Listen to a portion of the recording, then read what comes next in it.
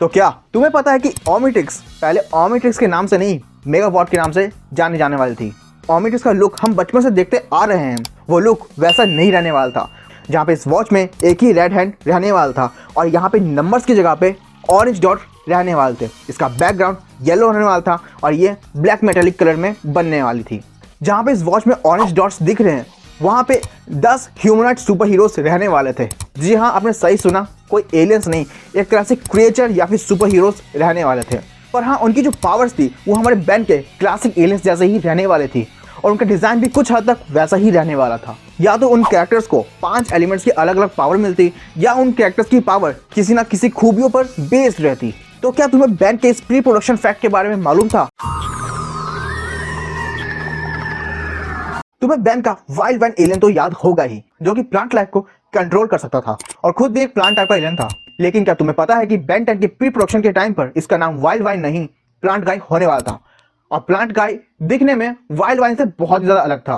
Plant गाय कुछ जिंदा पेड़ की तरह दिखने वाला था, जहां उसकी बॉडी हरे रंग की होने वाली थी, जिसने खुद को पेड़ की छाल से ढका हुआ था। उसके शरीर पर झुर्रियां थी, उसके दांत नहीं होने वाले थे और उसकी जीभ का रंग हरा रहने वाला था। उसकी आंखें हल्की हरी रहने वाली थी। उसके सिर के किनारों से 2 लंबी पत्तियां निकलती जो कि उसके कान का काम करने वाली थी। उसकी गर्दन के चारों ओर हल्के भूरे रंग का कॉलर ऊपर रहने वाला था, just like blooms on fire. और रही बात इसकी पावर्स की, तो वो पूरी तरह से वाइल्ड वन की तरह ही थी।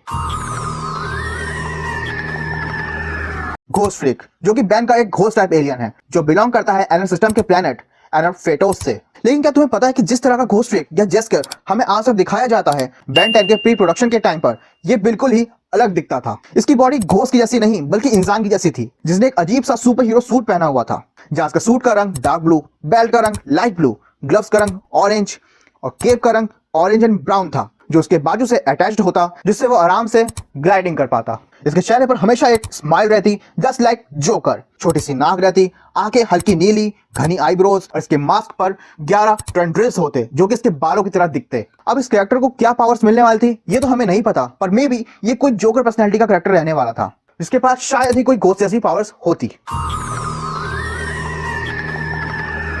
वाइल्ड मट, जो कि बहुत से बैन 10 प्रेमियों का फेवरेट डॉगी है। लेकिन क्या तुम्हें पता है कि तुम्हारी इस फेवरेट एलियन के पहले कोई और एलियन या फिर कह लो कि क्रिएचर रहने वाला था, जिसका नाम डिगर होता। डिगर, जो कि आर्मर्ड ड्रिलर और वाइल्ड वन का मिक्स कैरेक्टर रहने वाला था। डिगर की बॉडी मस्कुलर और उसका स्किन टोन सॉफ्ट ऑरेंज रंग का रहने वाला था।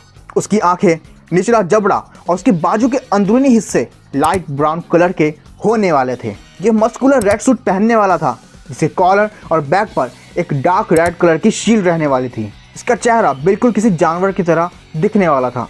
इसकी नाक की जगह सिर्फ छेद, गहरी काली आंखें और लंबे खड़े कान रहने वाले थे। ये कुछ हद तक एक्समैन में दिखाए जाने वाले कैरेक्टर जगरनॉट से रिसेंबल करने वाला था। लेकिन एट लास्ट हमें मिला वाइल्ड मट।